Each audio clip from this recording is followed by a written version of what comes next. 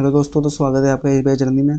तो आज हम करने वाले हैं चेकलिस्ट नंबर 2 की पजल नंबर 4। तो अगर अभी तक आपने चेकलिस्ट 1 पूरी की पूरी हम सॉल्व कर चुके हैं, अगर अभी तक आपने उसको नहीं देखी है तो जाकर के विजिट कीजिए चैनल पर। और चेकलिस्ट नंबर 2 की 3 पजल हम ऑलरेडी कर चुके हैं, यह है चौथी पजल। तो अगर अभी तक आपने चैनल को सब्सक्राइब नहीं किया है तो सब्सक्राइब कर लीजिए, बेल आइकन को प्रेस कर लीजिए ताकि आगे आने वाली वीडियोज़ की नोटिफिकेशन आपको मिलते रहें। तो चलिए पजल को पढ़ना स्टार्ट करते हैं। पजल नंबर 4 है 7 बुक।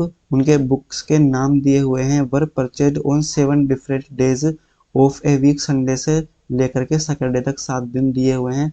तो लिखते हैं यहाँ पर, सबसे पहले लिखते हैं संडे, फिर लिखते हैं Monday, Tuesday, Wednesday, Thursday, Friday, Saturday. ऐसे 7 दिन दिए हुए हैं। 7 दिनों में 7 बुक्स जो है वो खरीदी गई है और उन बुक्स के नाम भी हमको दिए हुए हैं। अब कंडीशंस को आगे पढ़ डिनोट करते हैं हम।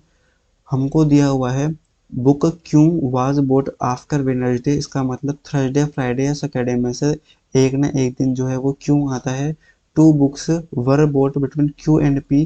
क्यू और पी के बीच में जो है 2 बुक खरीदी गई थी। 3 books were bought between S and R. S और आर के बीच में 3 बुक्स खरीदी गई थी। तो आर को लिख देते हैं यहाँ पर। Book N was bought before ओ।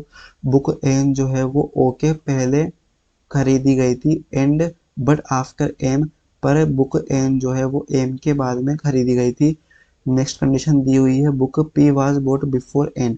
इसका मतलब एन के पहले जो है वो बुक पी जो है वो खरीदी गई थी, बट नॉट इमीडिएटली बिफोर। तब इमीडिएटली बिफोर के लिए हम इस प्रकार से यहाँ पर क्रॉस लगा देंगे।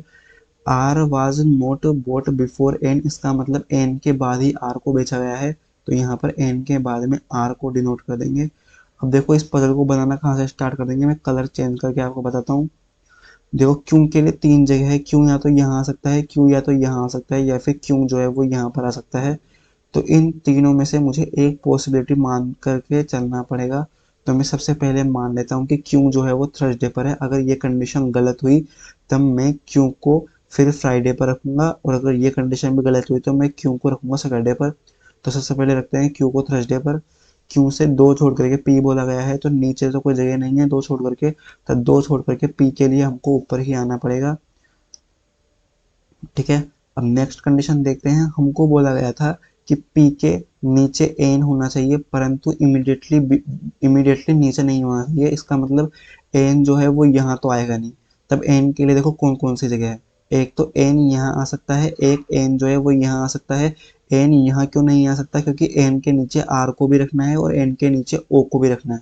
इसका मतलब एन के नीचे देखो यहाँ पे आर भी रखना है और ओ भी रखना है। इसका मतलब एन जो है वो यहाँ भी नहीं आ पाएगा, क्योंकि नीचे 2 लोग तो होने चाहिए ना कम से कम। इसका मतलब है एन के लिए सिंगल पॉसिबिलिटी है वेडनेसडे। तब एन को रख देंगे हम वेडनेसडे पर। एन को रखा यहाँ पर। ठीक है। अब देखो हमको बोला गया था कि एन के नीचे आर होना चाहिए। इसका मतलब आर के लिए भी 2 पॉसिबिलिटी है। आर को या तो मैं यहाँ रख दूं या फिर यहाँ रख दूं। अगर मान लो मैं आर को यहाँ पर रख देता हूँ, तब आर से 3 छोड़ करके एस होना चाहिए इस कंडीशन के हिसाब से। तो देखो आर से 3 छोड़ करके तो हमको पी दिया हुआ है। इसका साफ साफ मतलब है कि आर जो है ना वो फ्राइडे पर नहीं आना चाहिए।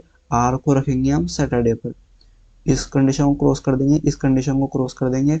हमको बोला गया था कि एन के नीचे ओ होना चाहिए, तब ओ के लिए सिंगल पॉसिबिलिटी बची हुई है ये वाली, तथा एन के ऊपर जो है वो एम होना चाहिए।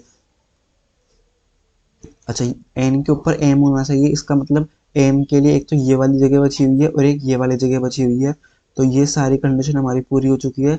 लास्ट कंडीशन बची हुई है आर से 3 छोड़ करके एस होना चाहिए। तब आर से 3 छोड़ करके एस के लिए केवल ये जगह बची हुई है। तो इसका मतलब एम जो है वो आ जाएगा यहाँ पर। यहाँ से एम काट देते हैं, यहाँ से एम काट देते हैं। हमारी पजल बिल्कुल सोल्व हो चुकी है। आंसर मैच कर लेते हैं एक बार। M P S N Q. ये देखो M P S N Q O R. O R बिल्कुल सही आंसर है।